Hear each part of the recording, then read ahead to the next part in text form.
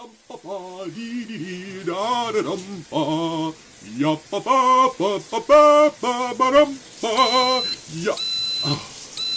someone answer that for me? Zut alors. Hello. Hello. Is Chris there, please? He is taking a shower. Right. Okay. It's just that we're about ready for the randomiser now, so could you tell him we need it as soon as possible, please? Oui, I will tell him. As soon as his body has been dried and polished. Okay, thanks. Wait, what? Oh, dear me, how tiresome. Don't those two understand that my genius can't be rushed? It takes an eternity to find my motivation every week, to bring out my inner buffoon and deliver unto my legion of fans the high-quality nonsense that they crave. Oh, 'tis weak, dear boy. Are you ready to press the button? Of course. You think I'm standing here like this unready? Zut alors. Then by all means, my dear fellow, please proceed. Think buffoon. What? Yep, falling out of the shower, just the trick.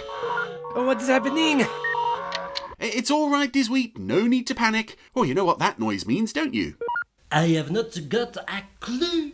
Ah, right. Well, it means we've landed on an episode from a two-part story. So, we'll watch part 1 this week and part 2 next week. I think that'll work out well. And this particular two-parter is quite an interesting one, because it very nearly wasn't a two-parter at all. We'll get more into that as we give Space Precinct a Deathwatch. What? Oh, yes, right after I put some clothes on, in fact. Thank you, Disweet. Talk about the eye-opening. So it's been a while since we've seen Space Precinct on the old randomiser. I'm sure this is going to make Richard James very happy. And I think we've done 3 so far. And mostly, so far, we've been pulling them from the very end of the series, the better episodes. And today is no exception. We've gone... Well, with this episode, we've gone almost right to the end, because although this is the beginning of the 2-part series finale, this was not the last, or indeed even the penultimate episode of the series to be filmed. We'll get more into that later. But yeah, this is the beginnings of where Space Precinct finally ended. And straight away, we are just hooked with one of the most interesting images of the entire series. The CGI is a bit sort of... It was passable at the time, but today it's not the greatest. And just this rip in space, and you see this other universe beyond, and this meteor just comes spilling out. What's that about? We don't know. But now we're going over to this military research base where we find one Wayne Forrester. Surprise, surprise. Actually, surprise in this episode, considering the number of appearances Wayne made in the series, and considering how whenever he appeared, he always had his own voice. This is, I think, the one time in the series he appears with his own face. Eastern edge of the bay and the ocean beyond. And is dubbed. Most of it'll burn up in the atmosphere. I don't care. I can't afford to take any chances. Understood. So this is Captain Weldon and... Heaven help us if we lose it. Major Graffer. And I've always wondered if this shot of Weldon looking towards... There's a massive blue screen behind her, which I can only guess is an unfinished or unachievable kind of effect shot. I imagine this is supposed to be like a Star Trek style display on there, but instead they've just left the blue screen. Maybe it's meant to look like that, but I can't imagine that's the case, because they should be looking out over sort of the snowy mountains where the base is set. Answer and me are in love. Well, in that case, there's only one thing I can say. Oh? You fool. Oh no, that's my cynic coming in. But ooh. Looks like you got yourself some fireworks to celebrate the occasion. Yeah, very pretty. This is the meteor raining down on the farm belonging to one Randall Butler and his farmhand Skiles is the guy driving the truck. Let's go take a look. Yeah. And I like that, you know, this series is obviously so focused in futuristic city, space stations and such. And this is one of the few times where we see just like ordinary well, farm people. It's not necessarily what you'd expect to see in a sci-fi series, especially an Anderson series. And I think again it highlights the way that this one sort of brings up sort of different ideas the series hadn't played with before, including this meteor. Mr. Butler! Mr. Butler is going to touch. Never a good thing. I mean, it's not glowing green, but even so, it's deadly enough by the look of it. Oh, jeez. I always found that a very odd thing for an alien to say. Oh, jeez.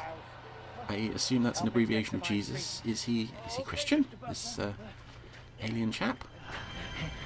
Are you sure you're okay? Well, if he does believe in any god, let's just say his god is not with him in this scene, because Mr. Butler has now stood up and his eyes have turned purple. Jeez, what is that thing? And Butler just...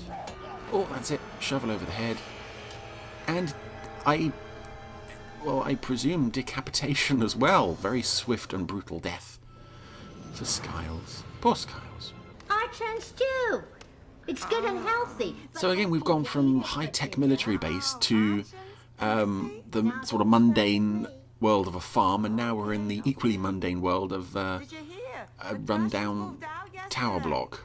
One day you got neighbors, the next, lizard rats. Well, I'm not going anywhere. These two sweet old ladies, one Creon, one Here, for you. I don't think her race is identified. They're the only two tenants left in this building. Man's inhumanity to man. Now, something I should probably mention with this, which might help make it... Me neither. Partly make sense, but also make it a bit more confusing. So most broadcasts and DVD sets will place Deathwatch and Deathwatch Conclusion as the series finale. That was not the plan. It's a lot of money, Bertha. The plan was I know. we'd make Deathwatch, and then they didn't make the conclusion until I think 3 episodes later, because originally there was no conclusion. This was just going to be a standalone episode, which again I'll get into more later. It's kind of baffling to me that they ever thought that this didn't deserve to be continued, but also there's a Jack and Jane subplot in this one where he's sort of worried that she's got another admirer, and it does link in rather nicely to how their relationship eventually develops in the final episode. So this is scattered with a lot of moments like that where it wasn't planned to be followed up on, but then they did follow it up, and it kind of fits. Let's find out. And yet equally there are moments where part 1 and part 2 have elements that just don't gel at all. Top floor. We're there, Fredo. As a two-parter, this is a very baffling... It's good.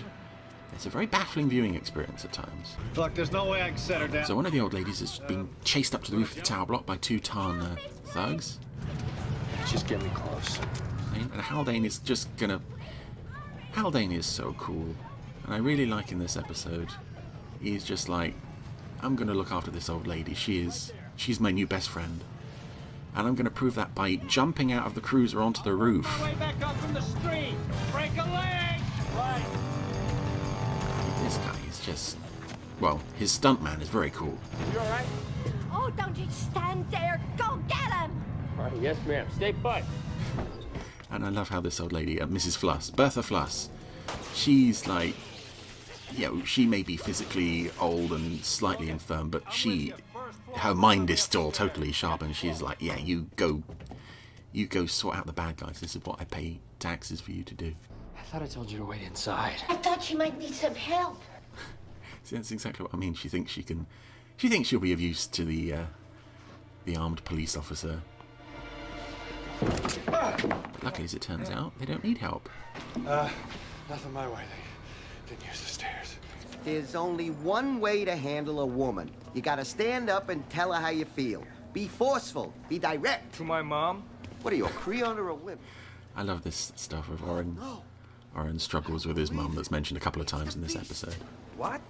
Bertha Fluss, the beast of astronomics 101. And also that Mrs. Fluss is One of your high school teachers? yeah, one of Romek's old teachers. Because again, it's a little insight into the past histories of these characters that we very rarely got any glimpses of in this Is that show. all they teach you at medical school these days? Nice meeting you, Mrs. Fluss. Carson didn't go to medical school. Carson went to just knowing about everything in all aspects of anything vaguely related with science school. Is that you?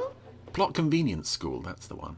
Oh, yeah! Looking at the reactions on Romek's face there, the animatronics by this point are just so expressive. I don't know if maybe Romek benefited from being a mask that was made Oh, we do let him out every once. after, Come on, Mrs. Fluss. Let's see if we can get him out. the very earliest masks. He didn't appear until episode 5 onwards. Maybe they learnt some lessons there that sort of enabled them to put more expression into his face. He's a master of sort of like vacant looks, is Romek. To do? There must be something you can do. People don't just disappear. Well, it's a free planet. I feel for this. So Skiles' girlfriend has come to the station house to report him missing. Skiles got cold feet. You think I'm making this whole thing up? And I think she's probably one of the most What trying to say is that unless we have evidence of foul play, sympathetic characters we ever see in the series, just because she's only in 2 scenes. Great. Thanks a lot for your help. Thanks. And this one, Took and Castle are like, well, he's probably fed up with you, and you should just get over it, essentially. She does reappear later and again gets treated just as badly. It's an uncharacteristically sort of unsympathetic moment from Castle and Took there, I feel. I should have given the sketch artist a better picture. Now we have another street scene at in Demeter City. And again, the street scenes in this, I think I said back in Deadline, were they started out quite badly. This one, the tower looks so great from the outside. There are like shops in the background now. It's still not 100% there, but it's so much improved over what it was before. Oh, you can say that again. It's so much improved over what it was before. Gentlemen, this is my landlord, Randall Borden. Lieutenant Brogan and Looking suspiciously like old Randall Butler there. Mrs. Luton just told me what happened. It must have been terrible. Are you all right? His bright purple eyes and yeah, I really like what I've forgotten the actor's name who's playing Borden Butler in this. He's really good in this because he's got the, he seemed like a good guy before he was taken over. Then he's got the sinister air of being possessed by this evil alien force, but also he's this. You see the difference? He's chosen to adopt this sort of slimy, very sort of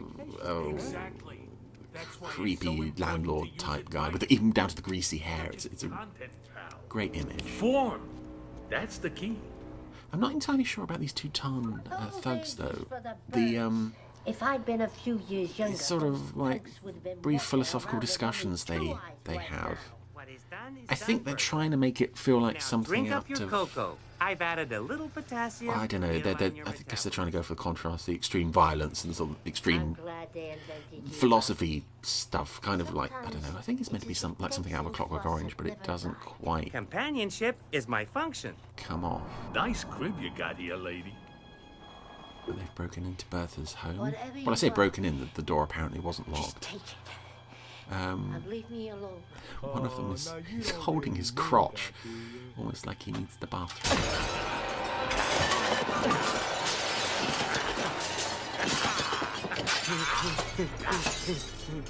Oh, you missed one. That one didn't smash, it just bounced. Rocky Column Of course. And that's poor old little Rocky the robot has just been decapitated with a broom. I don't know why he's called Rocky when the name on his side is Boris, or it might be Boar15. I do like Rocky the robot in this. He's only in a couple of scenes, but again, it adds to the world building of this, because up until now the only robot we've seen has been slow-mo. Occasionally you would have like an artificial intelligence, like in The Lift in Body and Soul. But it helps to add to this world when we see like robots are, in this episode being used as companions for the elderly. which makes absolute perfect sense. That is a great way to use them, to make these little creatures that are so, so helpful and cheerful, and they are companions for people who have no one else. So I like that. I like that bit of world building with this. They're on their way. Anyway, it doesn't matter now because Rocky's been decapitated and the thugs have locked Bertha in a storage closet. Luckily, Haldane is going to find her and let her out. Not because anyone reported her missing, Bertha? but because he just decided to show up with flowers. Because he's just a good guy, is Haldane. Bertha! I know. Again, some people don't like him. I can't see it. He's just... In here. For the most part, he's just this all-round good guy. Hey, you in there? So, we have a bit of a mystery here, because the two military officers, Weldon and Graffer, have been parked outside in a van watching, and now... This place was a mess. Bertha's apartment has been miraculously put back as it was before the attack. Killed my Rocky, my road car. There you are, Bertha. And this is something that I can't quite believe. So Weldon and Graffer have somehow facilitated this miraculous restoration of her apartment to its original... You never returned. Its original pre-trashing form, right down to rebuilding Rocky. You were here, I swear. How did they do this? I know they say that they sent in a team or something, but I don't know, how would they make everything... I mean, how did they repair all the plates in time? How did they get Rocky back to normal? Did they... Look, I will admit something very weird is going on right now. Yeah. You're telling me. Did they, scan her apartment, make a list of everything that was in there before it got trashed? Look, Mrs. Floss... It's probably the one part of this story that I can't quite believe, and this is a story about an alien meteor from another dimension coming to Altor and possessing people. What do you want to do? But this is the bit where it's quite strange. Protection. This is for me, officer. Yeah. And I have a name. It's Jack. This is so sweet, because again, most of the women we see Haldane interacting with through this series... Come on, Captain, an attempt was made on her life. Are all, young and pretty, most of his interactions with women are of a sort of flirty nature. No reason to lie. And in this episode, he's like, hey, this old woman, she's my new best friend, and I am gonna not only check up on her... Mrs. Floss doesn't seem like the hysterical type. I am gonna actually fight for her and make sure that she's, she's protected. Contact social services. Captain, wait. Something is definitely happening down there. And it's a new angle for the character, but also it absolutely fits. I don't see him as sort of like, just a would-be womanizer. He's more sort of... But... All right, Dando, and thanks for your help. He's a gentleman, essentially. He just wants to make sure that all women are looked after and treated well. Well, suppose he did get cold feet. He wouldn't disappear completely, would he? And there's an extra in the cages behind Castle and Took here who... I think he's wearing the Clyburn woman's head from Deadline, wearing glasses, and he's got a strange goatee and a bit of hair on the top of his head. He looks very strange. On this new landlord, all right? Oh, right. So you are bopping the beast. Oh.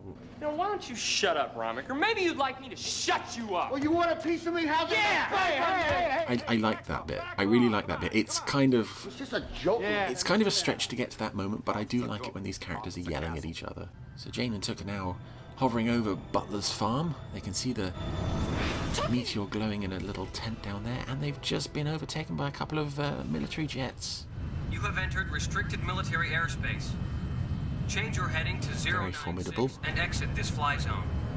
I've still got the little teddy bear on the dashboard. That's so sweet. What the military choose to do is quite frankly none of our business. I want to know. Now, I find Podley's behaviour through actually both episodes of this two-parter rather uncharacteristic for him. I imagine you officers are familiar with illegal aliens. Because it seems like every time somebody comes to him in this episode saying, oh, there's a bit of a mystery going on here, he's like, well, shut up, stop it, there's no mystery, there's nothing unexplained. That every officer in my staff is out there doing social work. This is all fine, stop it. I don't, What connection? He never normally seems this dim. I know he's meant to be sort of... Sake, you have no hard evidence of a crime. Leave it to missing persons, all right? I know he's supposed to be like, the crusty commander, as we see in a lot of other Jerry Anderson shows, but in this episode he just seems like a buzzkill who can't really catch a clue. And in both cases, Tucken Castle and Brogan and Haldane, they're both onto something ultimately, but he's like, no, forget it, it's too much work. I just came by to see. Oh, again, Weldon and Graffer are still monitoring what's going on in the apartment building. I noticed that they too have calculators on their dashboard. Calculators meant to be like little computer consoles, much like we saw in Space Tank over in Terrorhawks. That's so sweet. Meanwhile, what is not sweet, Borden and the Tarn boys have come back to pester Mrs. Newton. Have you reconsidered yet? I'm not interested. This is my home. I'm sorry to hear that. You see, you leave me no choice. I have to persuade you. Oh, no. Get out. And it's time to throw the old lady off the roof. You can't let this continue. Ironically, while there is a police officer in the building, because Haldane is back with Bertha, having a nice little chat over coffee. If you want to be happy, you have to face your fears. Like here, where Mrs. Newton is facing her fear of heights by Not just great, they're spectacular. being shown the view from the top of the apartment block. It's quite an odd contrast. Terrorising an old lady, cut back to scenes of having a nice cosy chat with an old lady. And she's been thrown off the roof, and that shot of her falling is rather... She doesn't seem to be falling fast enough. She's overlaid onto a model shot, but I don't think she's quite falling fast enough, and there may also be a size issue there. But yeah, props to them for trying at least. I'm talking about the fact that we feel there's a connection between this incident and the systematic harassment of tenants in your building. Frankly, I'm shocked that you should make such a suggestion at a time like this. Now we're down to tenant, singular. There's only Bertha left now. Mr. Borden, we'll let you know if we need anything. All right, okay. What'd you find out on the background check? Borden's strictly legit. Hey, the guy from the cell earlier that I mentioned with the Clyburn head, he's standing behind the police barrier now. He filed a demolition permit with City Hall, but he's not made bail on him then. Anything in its place. Come on, you move it. Hey! And here we go. Oren and Romek have caught the two thugs. At the shuttle gate, interplanetary, tickets in hand. 2 minutes later, and they'd have been nothing more than a memory. And I like that they, as much as they are often the comic relief, they can actually get things done. Hungry. Guess this means you get home in time for your mommy's curfew. Very funny. While also making snipey comments at each other. However, the Tarns are not going to be in custody long because Graffer and Weldon are coming down the stairs from Podley's office. As far as you're concerned, these two are never arrested, and this never happened. Talk to a captain if you want. I'll do that. This isn't over. It's over, Brogan. What? We catch the... I don't understand Podley in this episode at all. It's like... I handed them over to the military. Is he having a don't like this anymore. midlife crisis or something? He suddenly decided just to not be a police officer, not be the same guy that he's been for the last 20-odd episodes. There's nothing I can do. I'm sorry, gentlemen. I'm just a police captain. It's not up to me. Leave me alone. Were yesterday on that military plane? Well, you tell us. I think, Podley's presentation in this episode, and again slightly in the second, is probably a weak spot. Yeah, they're both the same. You know what? We're working on the same case here. Oh, I love that bit. I wish more was... This is definitely not over was made yet. of that. Because again, once they realise that they're both working on the same case, it becomes just Brogan and Haldane's castle and Tucker are gone for the rest of the episode, essentially. And underneath the apartment building, Roetem Towers, we have a glowing, sinister pink meteorite thingy. And a pair of glowing, sinister pink eyes as Mr. Borden... he's pouring cyclo something all up the stairs. Gonna have a barbecue. He's torching the place. Can you believe this? I can believe anything. Really? Have you seen a man eat his own head? And what about the old lady? She's still up there in her apartment. Collateral damage. We can't interfere with Butler. He's all we've got. So Graffer and Weldon are quite happy to let the building burn down with Bertha still inside it. Unfortunately, these damn pesky police officers have appeared to do the right thing again. Oh, so tedious. We're checking on a private citizen, then we're out of here. Too late for that, I'm afraid. Go home, officers. You don't need to know anymore.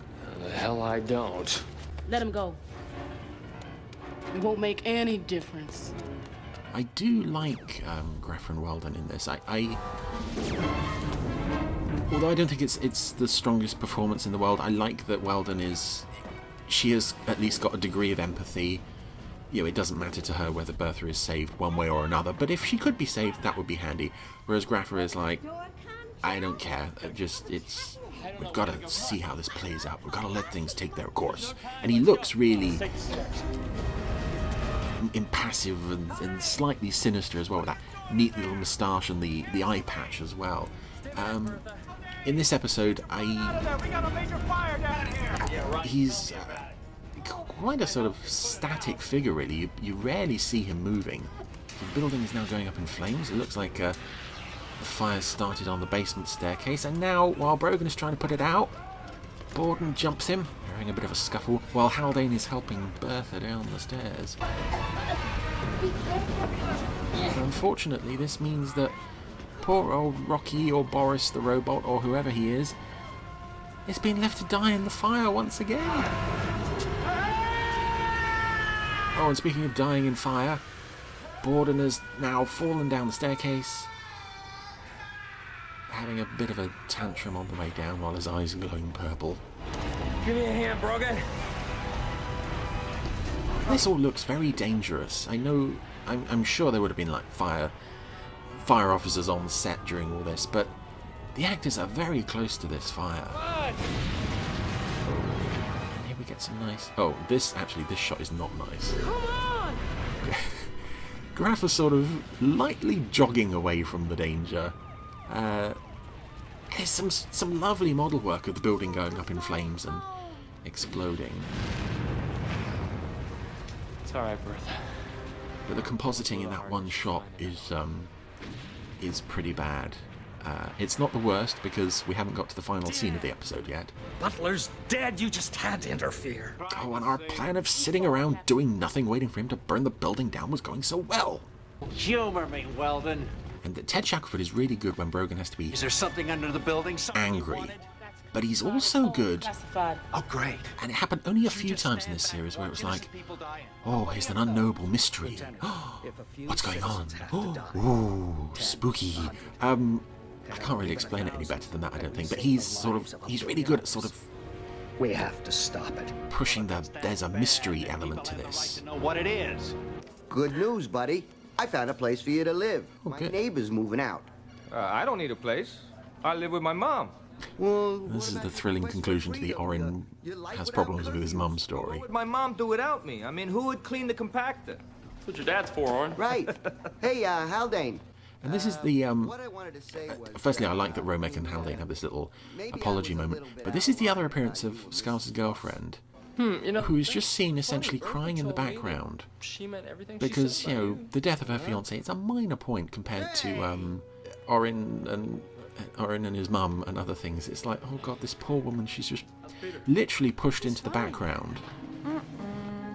Like in that shot, Took is dealing with her and she looks away from Anza to eavesdrop on the Haldane and Jane talk. It's like, oh my god, this poor woman. I want you to know that I only give you a hard time because I care about you. I care about you too.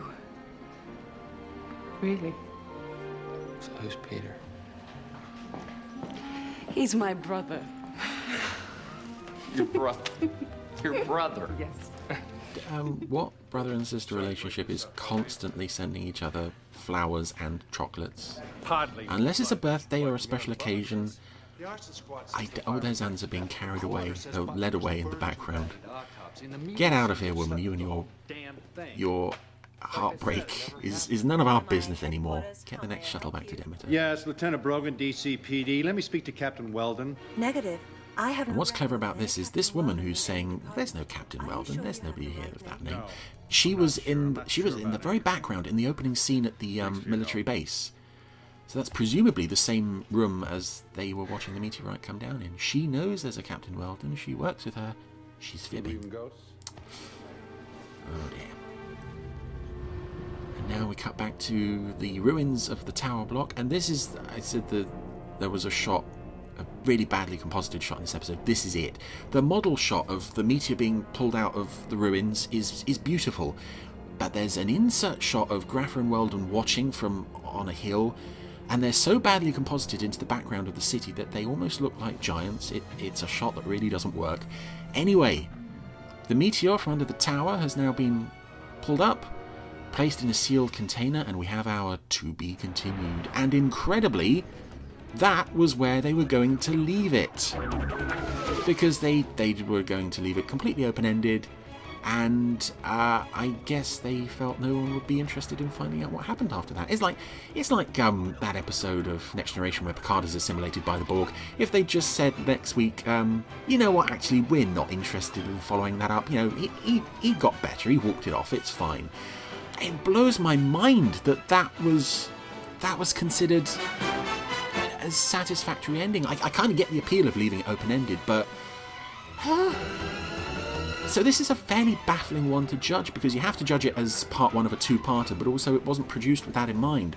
So on its own, it's a decent enough episode, and I always wonder how I would feel if there wasn't a part two, but there is a part two, and we'll see that next week. GTV.